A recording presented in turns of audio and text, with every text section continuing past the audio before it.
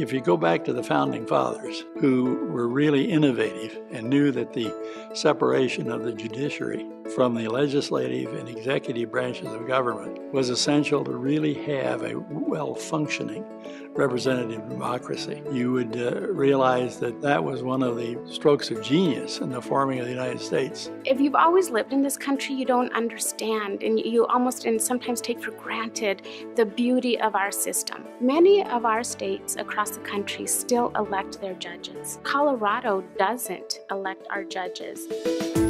In Colorado, at least, it starts with the fact that we do have a merit selection for judges. You apply to a commission. The commission is made up of lawyers, not lawyers, Democrats, Republicans, and they'll come up with the top 3 people who they think are the most qualified to be a judge. And then they'll send those 3 names to the governor, and then they appoint one of those 3. Once you become a judge, you do have to be retained. That's when you're evaluated, and the voters are given a chance to vote you up or down. In 1979, it had been almost 13 years since Colorado had amended its constitution and put judges in a position where they didn't have to play politics. Activist politicians that were trying to get the judicial system in Colorado back into the elective system, back into the political system. And that's why the Colorado Judicial Institute was formed.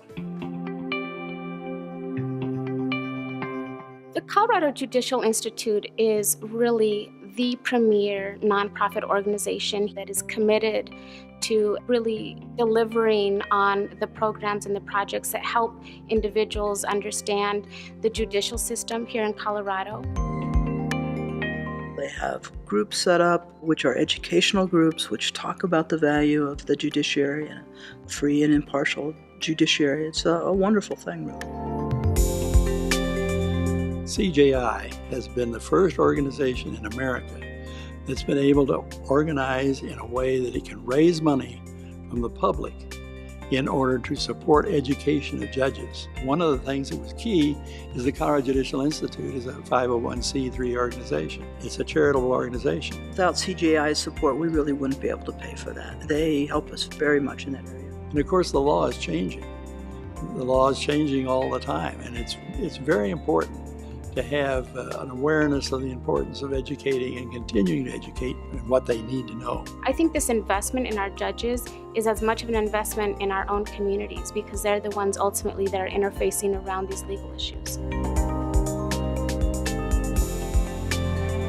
CJI is really committed to preserving and enhancing the fairness and the impartiality of the Colorado judicial system. When it comes to this overall concept of whether the judiciary is independent and whether a merit selection system is a good thing, it's very, very nice to have someone who can speak for us. Everyone needs to be invested in this judicial system. That is the only thing that will continue to make this the best in the nation. Without the Colorado Judicial Institute and its support of the efforts that have been made to keep judges in a merit selection system, Colorado would not have the best state judicial legal system in America. And we have that now.